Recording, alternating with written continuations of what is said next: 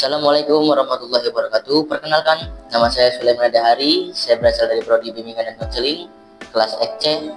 Di video kali ini saya akan membahas tentang kecemasan yang dialami oleh generasi Z pada era sekarang ini.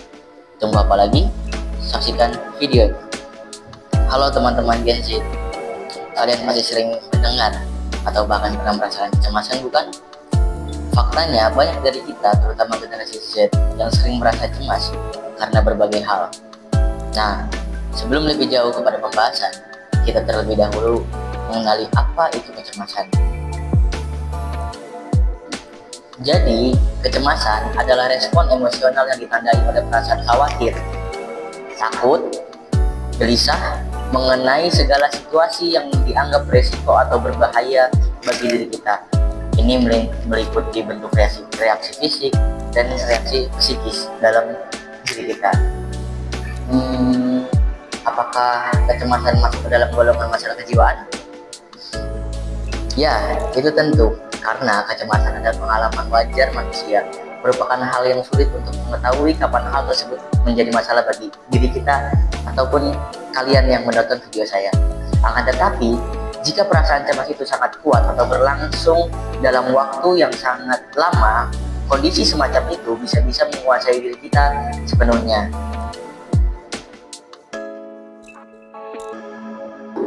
Apa saja yang merupakan gejala dari gangguan kecemasan? Jika dari Anda yang menonton video ini mengalami kecemasan, Anda mungkin menemukan bahwa Anda mengalami sensasi fisik dan sensasi psikologis.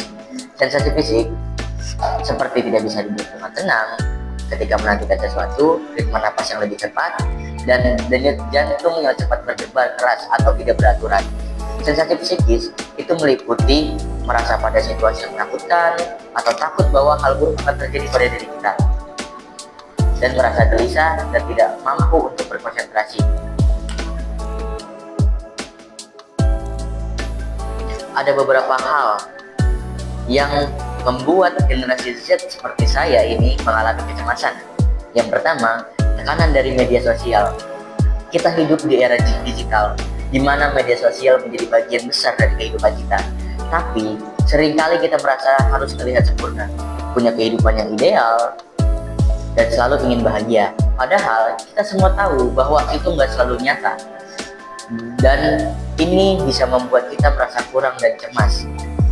Yang kedua, masa depan yang tidak pasti. Banyak dari kita khawatir soal masa depan dan sering kita melakukan perenungan di dalam kamar kita atau ketika kita sendiri. Bisa kaya ya tidak, sukses tidak ya ke depannya. Nah, semua ketidakpastian ini bikin pikiran kita penuh dengan kekhawatiran. Apalagi dengan perkembangan teknologi dan perubahan cepat di dunia kerja. Yang ketiga, tekanan untuk selalu produktif. Kita sering merasa harus terus produktif dan melakukan banyak hal. Istirahat seringkali dianggap sebagai hal yang salah atau tidak berguna. Padahal, tubuh dan pikiran kita butuh untuk istirahat. Yang keempat, pergaulan dan relasi. Banyak dari kita mengalami kecemasan tentang pertemanan dan hubungan sosial. Apakah kita diterima di lingkungan pertemanan atau kita cukup baik di mata orang lain? Hal-hal seperti ini bisa membuat kita merasa cemas dan ragu terhadap diri kita sendiri. Yang kelima, kesehatan mental. Kesadaran akan pentingnya kesehatan mental memang semakin tinggi. Tapi justru banyak dari kita merasa sulit untuk menjaga kesehatan mental di tengah tekanan sehari-hari, tekanan pekerjaan, hubungan sosial, bahkan ruang lingkup keluarga. Lalu, bagaimana cara mengatasinya? Itulah pertanyaan yang sering saya dapatkan dari teman-teman saya ataupun dari media-media yang saya baca di platform sosial di era digital ini. Setelah panjangnya pembahasan soal kecemasan, kali ini saya akan membagikan tips untuk teman-teman saya ataupun orang yang melihat video saya tentang bagaimana cara menangani kecemasan yang ada atau yang timbul dan datang pada diri kita. Yang pertama, kurangi konsumsi media sosial. Ingat, media sosial seringkali hanya menunjukkan sisi terbaik orang lain. Jangan membandingkan diri kita kita dengan orang lain yang hanya menampilkan versi ideal mereka. Yang kedua, atur harapanmu soal masa depan. Fokus pada hal-hal yang bisa kita kendalikan dan lakukan yang terbaik. Perencanakan langkah kecil lebih baik daripada cemas soal hal-hal besar yang belum tentu terjadi dalam hidup kita. Yang ketiga, berikan dirimu waktu untuk istirahat. Produktivitas bukan tentang seberapa sibuk kita, tapi bagaimana kita menjaga keseimbangan, beri diri waktu untuk santai dan nikmati prosesnya. Yang keempat, jangan ragu untuk berbicara. Berbicaralah dengan orang yang kamu percaya atau bergabung dengan komunitas yang bisa membantumu, yang bisa menularkan energi positif di dalam hidupmu. Jika merasa perlu konsultasi, konsultasilah dengan psikolog. Itu bisa menjadi solusi yang baik bagi dirimu. Yang kelima, prioritaskan kesehatan mental. Jangan abaikan tanda-tanda kesehatan mental.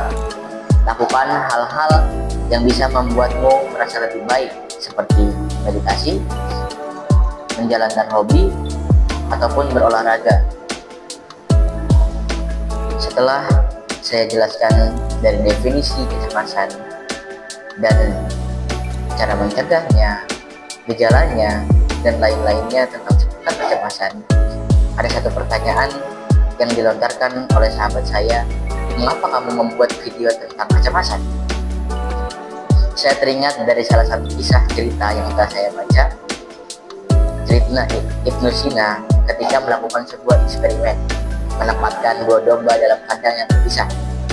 Domba dengan usia yang sama, berat badan yang sama, dan diberi makan yang sama, semua kondisi sama. Namun pada saat yang sama, ada serigala di kandang ketiga dan hanya satu domba yang bisa melihat, sedangkan domba di kandang kedua tidak melihat. Berbulan-bulan kemudian, domba yang melihat serigala sangat keras gelisah perkembangannya, tidak baik. Meskipun serigala tidak melakukan apapun terhadap domba di sebelahnya, ketakutan dan stres yang ada di dalam membunuhnya secara prematur. Sedangkan domba yang lain yang tidak melihat serigala damai dan berkembang biak dengan baik, pertumbuhan berat badan yang sehat. Dalam eksperimen ini, fungsinya untuk membuktikan pengaruh mental terhadap kesehatan fisik serta efek positif dan negatif terhadap kesehatan. Jadi kesimpulannya, tidak ada yang dapat merugikan manusia lebih dari kecemasan dan stres yang tidak perlu. Jadi untuk generasi Z di era sekarang ini, ayo keluar dari zona negatif dan buatlah pikiran dan perasaan yang positif untuk mendapatkan hal-hal yang lebih baik dan lebih luas lagi di luar sana. Sekian, terima kasih.